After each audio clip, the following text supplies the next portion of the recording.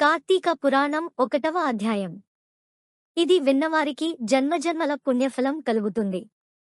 కార్తీక మాసంలో శివాలయంలో లింగార్చనలు, బిల్వార్చనలు, అభిషేకాలు చాలా ఉత్తమోత్తమమైన అర్చనలు. ఈ మాసంలో చేసే అర్చనలు సంవత్సరం మొత్తం చేసిన ఫలితాన్నిస్తాయి. తులసి చెంత హరిపూజ పుణ్యప్రదం. సత్యనారాయణ వ్రతం, విష్ణు సహస్రనామ పారాయణ, రుద్రాభిషేకాలు చేయడం శ్రేష్టం. శివానుగ్రహానికి, విష్ణువు అనుగ్రహానికి ఈ మాసం ఉత్కృష్టమైంది. కార్తీక మాసంలో ఏ మంత్ర దీక్ష తీసుకున్నా మంచి ఫలితాలను ఇస్తుందని శాస్త్రవచనం. కార్తీక పురాణం రోజుకో అధ్యాయం పారాయణ చేయడం శుభకరం. ఈ మాసం మొదటి నుండి సూర్యోదయానికి పూర్వమే నదీ స్నానం అత్యంత ఫలప్రదం. శివుడు అభిషేక ప్రియుడు. శివునికి అలంకారాలతో, రాజోపచారములతో, నైవేద్యములతో పనిలేదు. మనస్సులో భక్తినుంచుకుని శివుడ్ని ధ్యానిస్తూ చేసే అభిషేకంతో శివుడు ప్రీతి చెందుతాడు. శివాభిషేకం అన్ని దోషాలను పోగొట్టి సకల శుభాలను కలగజేస్తుంది. ఈ మాసంలో శివార్చన చేసిన వారికి గ్రహదోషాలు, ఈతిబాధలు ఉండవు. ప్రదోషకాలంలో శివారాధన, శివదర్శనం చేసుకుంటే శివుని అనుగ్రహానికి పాత్రులవుతారు. కార్తీక మహాత్మ్యమును గురించి జనకుడు వశిష్ఠ మహామునిని ప్రశ్నించుట. శ్రీమదఖిలాండ కోటి బ్రహ్మాండమునందలి ఆర్యావర్తమందు నైమిసారణ్యములో సౌనకాది మహామునులతో ఒక ఆశ్రమమును నిర్మించుకుని సకల పురాణములు, పుణ్యచరిత్రలు వారికి వినిపించుచు సూతమహాముని కాలం గడుపుచుండెను. ఒకనాడు సౌనకాదిమునులు గురుతుల్యుడగు సూతుని వద్దకు వెళ్లి, ఆర్య, తమ వలన అనేక పురాణ ఇతిహాసములను, వేదాంగ రహస్యములను సంగ్రహముగా గ్రహించినాము. కార్తీకమాస మహత్యమును కూడా వివరించి దాని ఫలమును తెలుపగోరుచుంటిమి. కావున తమరావ్రతమును వివరించవలసినదిగా అని కోరిరి. అంత ఆ సూతమహర్షి, ఓ ముని పుంగవులారా! ఒకప్పుడు ఇదే కోరికను నారదుడు సృష్టికర్తేగు బ్రహ్మను కోరుకొనగా బ్రహ్మదేవుడు అతనికి, విష్ణుమూర్తి లక్ష్మీదేవికి, సాంబశివుడు పార్వతీదేవికి తెలియజేసిన విధముగా ఆ గాథను వినిపించెను. అట్టి పురాణ కథను మీకు తెలియజేయుదును. ఈ కథను వినుటవలన మానవులకు ధర్మార్థములు కలుగటేయేగాక వారు ఇహమందును పరమందును సకలైశ్వర్యములతో తులతూగుదురు. కావున శ్రద్ధగా ఆలకింపుడని ఇట్లు చెప్పెను. పూర్వము ఒకానొక దినమ్మున పార్వతీ పరమేశ్వరులు గగనమ్మున విహరించుచుండగా పార్వతీదేవి, ప్రాణేశ్వర సకలైశ్వర్యములు కలుగజేయినట్టిది, సకల మానవులు వర్ణభేదములు లేక ఆచరించదగినది, శాస్త్ర సమ్మతమైనది, సూర్యచంద్రులున్నంతవరకు ఆచరింపతగ్గ వ్రతమును వివరించమని కోరెను. అంతట మహేశ్వరుడు మందహాసమొనరించి, దేవీ, నీవు అడుగుచున్న వ్రతము స్కాందపురాణమున చెప్పబడియున్నది. దానినిప్పుడు వశిష్ఠ మహాముని మిథిలాధీసుడుగు జనకమహారాజుకు వివరింపబోవుచున్నాడు. చూడు ఆ మిథిలానగరము వైపు అని మిథిలా నగరపు దిశగా చూపించెను. మిథిలానగరములో వశిష్ఠుని రాకకు జనకుడు సంతోషించి అర్ఘ్యపాద్యములతో సత్కరించి, కాళ్లు కడిగి ఆ జలమును శిరస్సుపై చల్లుకుని, మహాయోగి మునివర్యా, తమ రాక వల్ల నేను, నా శరీరము, నా దేశము, నా ప్రజలు పవిత్రులమైతిమి. తమ పాదధూళిచే నా దేహము పవిత్రమైనది. తమరిటికేల వచ్చితిరో సెలవీయమని వేడుకునెను. అందులకు వశిష్ఠుడు, జనకమహారాజా, నేనొక మహాయజ్ఞము చేయతలపెట్టితిని.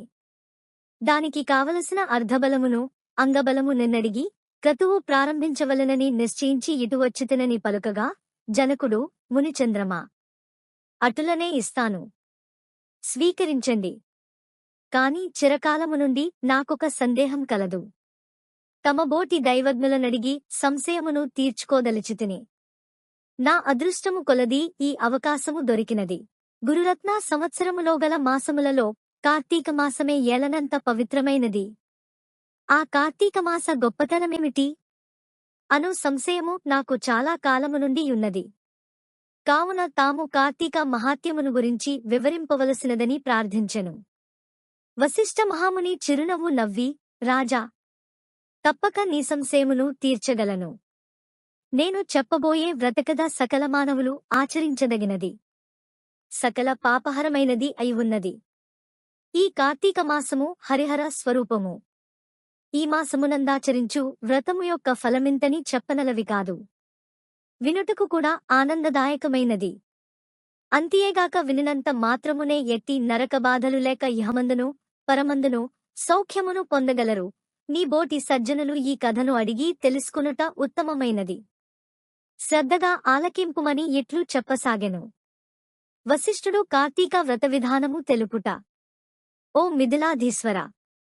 జనక మహారాజా, ఏ మానవుడైనను ఏ వయసువాడైనను ఉచ్చ నీచ అనే భేదము లేక కార్తీక మాసములో సూర్య భగవానుడు తులారాశియందుండగా వేకువ జామున లేచి కాలకృత్యములను తీర్చుకుని స్నానమాచరించి దానధర్మములను దేవతా పూజలను చేసినచో దానివలన అగణిత పుణ్యఫలము లభించును. కార్తీక మాస ప్రారంభము నుండి ఇట్లు చేయుచు శివలింగార్చన విష్ణు సహస్ర నామార్చన ఆచరించుచున్నవలెను. ముందుగా కార్తీక మాసమునకు అధిదేవతయగు దామోదరునికి నమస్కరించి, ఓ దామోదరా, నేను చేయు కార్తీక వ్రతమునకు ఎట్టి ఆటంకములు రానియక నన్ను కాపాడుమని ధ్యానించి వ్రతమును ప్రారంభించవలెను. కార్తీక స్నాన విధానము.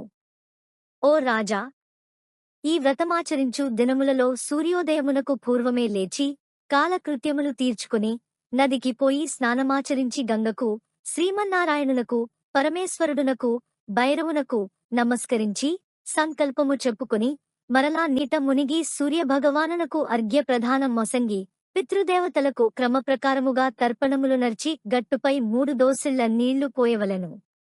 ఈ కార్తీక మాసములో పుణ్య నదులైన గంగా, గోదావరి, కృష్ణ, కావేరి, తుంగభద్ర, యమున మున్నగు నదులలో ఏ ఒక్క నదిలోనైనను స్నానమాచరించిన ఎడల గొప్ప ఫలము కలుగును.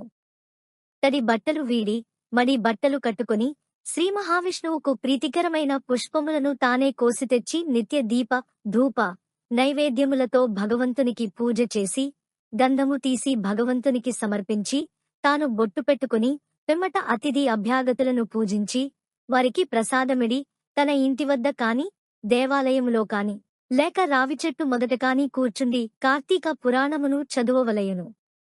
ఆ సాయంకాలము సంధ్యావందనము ఆచరించి శివాలయమందు కాని విష్ణు ఆలయమందు కాని లేక తులసికోట వద్ద కాని దీపారాధన చేసి శక్తిని బట్టి నైవేద్యమును తయారు చేయించి స్వామికి సమర్పించి అందరికీ పంచిపెట్టి తర్వాత తాను భుజింపవలెను.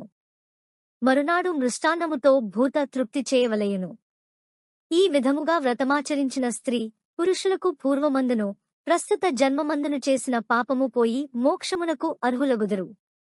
ఈ వ్రతము చేయుటకు అవకాశము లేనివారు వ్రతము చేసిన వారిని చూసి వారికి నమస్కరించినచో వారికి కూడా తత్సమాన ఫలము దక్కును.